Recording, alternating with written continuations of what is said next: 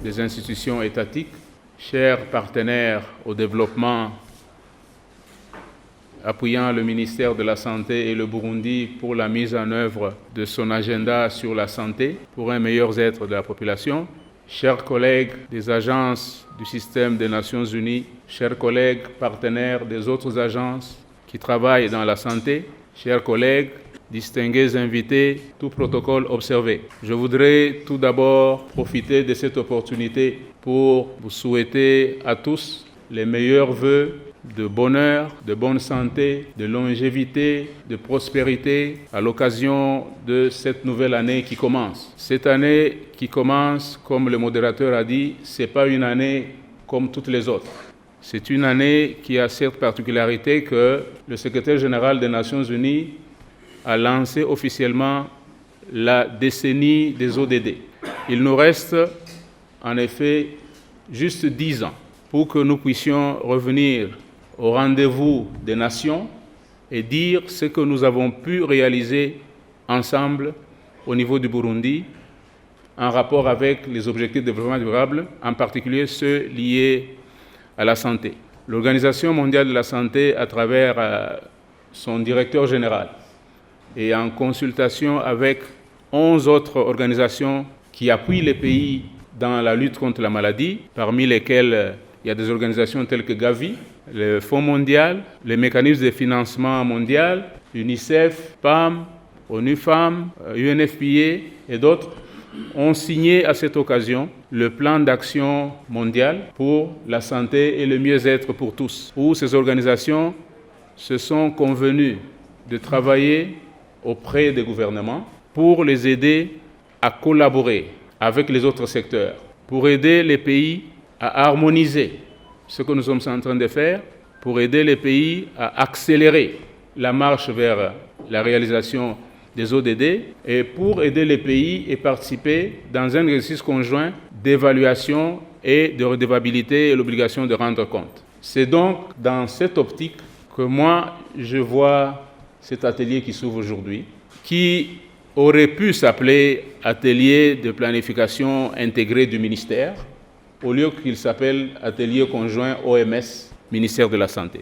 Parce que cette appellation peut donner l'impression que ce qu'on va discuter, c'est des interventions qui concernent l'OMS et le ministère. En réalité, ce sont des interventions, des activités qui vont concerner tout le pays. Parce que ce que nous poursuivons, c'est de ne laisser personne derrière en atteignant, comme notre contribution, les cibles liées à la santé. Comme vous le savez, dans les ODD, il y a celui qu'on appelle ODD numéro 3, qui est spécifique à la santé, avec ses cibles. Mais lorsque nous regardons tous les objectifs de développement durable, ils ont presque tous une cible qui s'adresse à la santé. On ne peut pas adresser les questions de santé sans arrêter la malnutrition et la famine, sans adresser les questions des changements climatiques, sans adresser les questions de justice, sans adresser les questions d'équité, sans adresser les défis de la répartition et l'autonomisation des groupes les plus défavorisés, sans adresser la question de la parité des sexes dans toutes nos actions, sans adresser les questions de l'éducation. Donc, pour adresser les questions de santé, c'est important que nous puissions avoir cette vision d'ensemble dans les travaux que nous allons débuter aujourd'hui. Nous ne pouvons pas oublier le ministère des Finances qui décaisse le budget que nous votons. Nous ne pouvons pas oublier que les différents partenaires qui nous appuient ont aussi leurs priorités et que nous avons l'obligation de nous aligner tous pour nous dresser en fonction des priorités nationales telles qu'elles sont définies dans la politique nationale, dans le plan national de développement et dans le plan national de développement sanitaire troisième génération. Donc c'est donc avec beaucoup d'attentes que je prononce ces mots.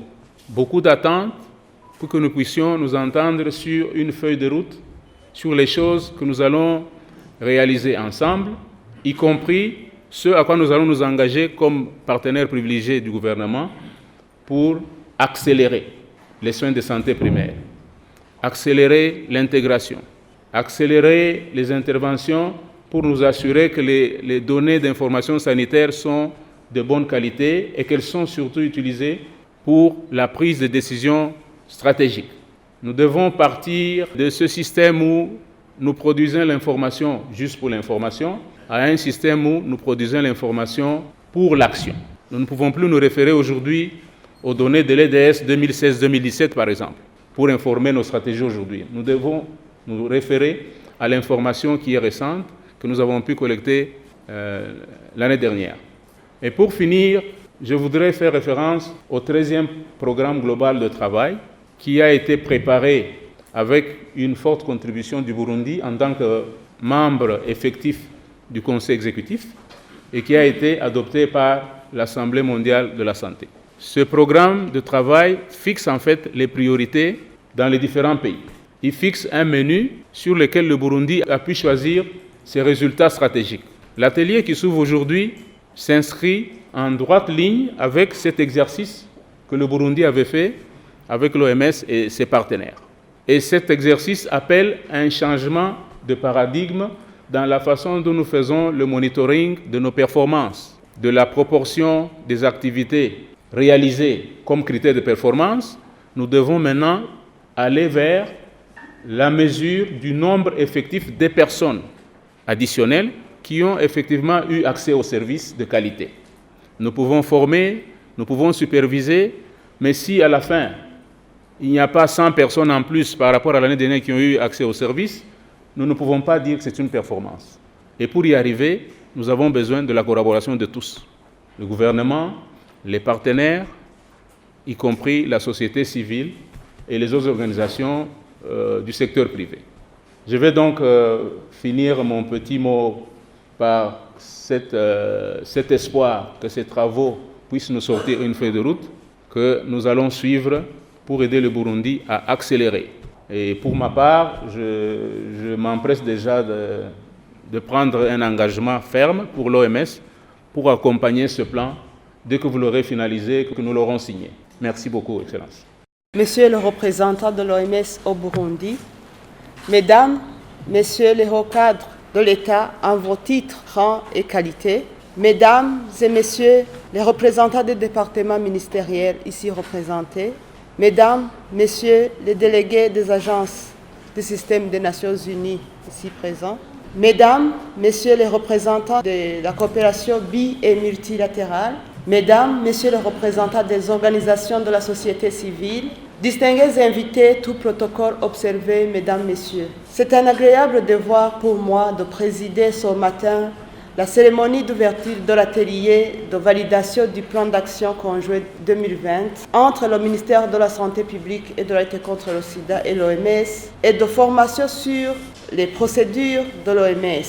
Je voudrais d'emblée apprécier la présence et la collaboration des ministères qui ont envoyé des délégués, ce qui témoigne non seulement de l'importance de la question qui nous rassemble, mais aussi de l'engagement du gouvernement du Burundi tout entier dans la recherche du bien-être des Burundais à travers la mise en œuvre des interventions à haut impact pour aller vers la couverture sanitaire universelle et atteindre les objectifs de développement durable.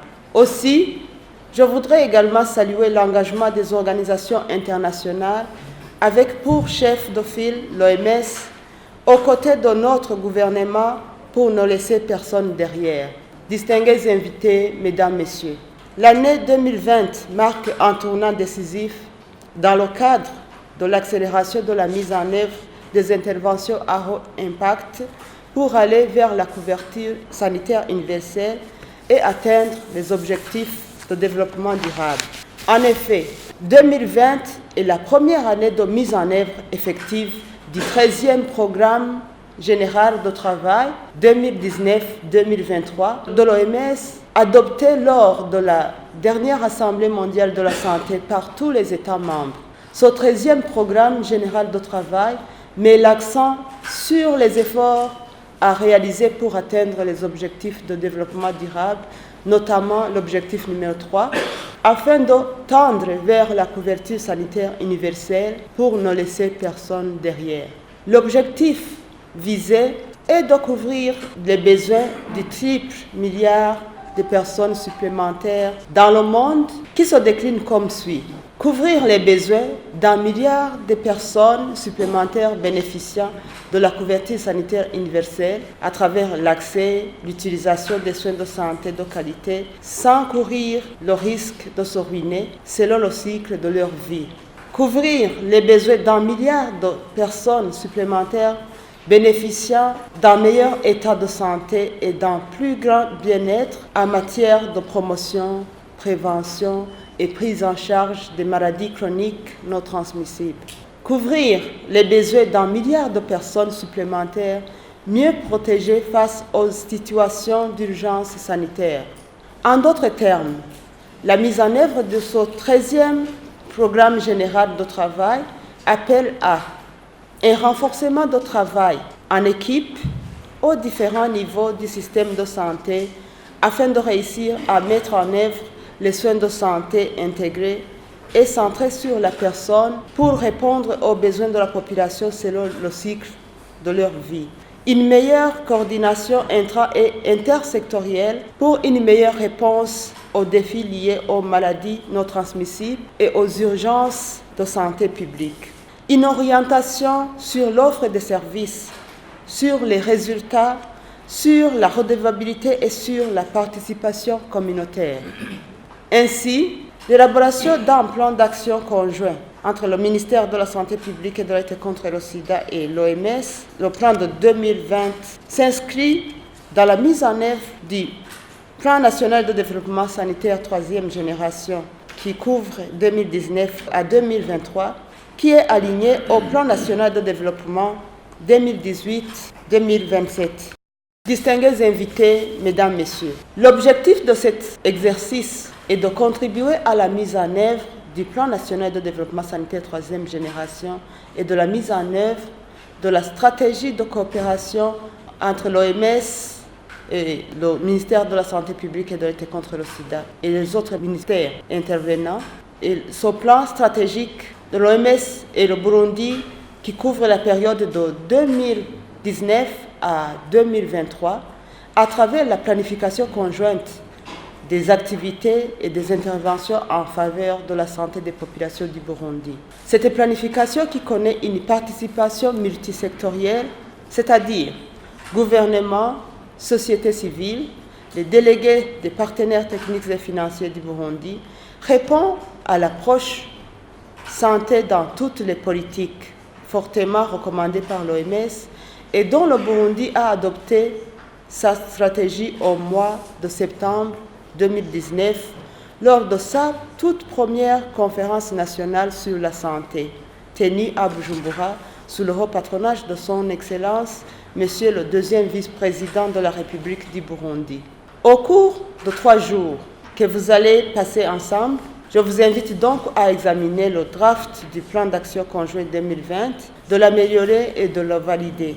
Distingués invités, mesdames, messieurs, je ne saurais terminer mon propos sans apprécier la bonne collaboration de travail entre le ministère de la Santé publique et de la lutte contre le sida et ses partenaires techniques et financiers en général, et plus particulièrement l'OMS.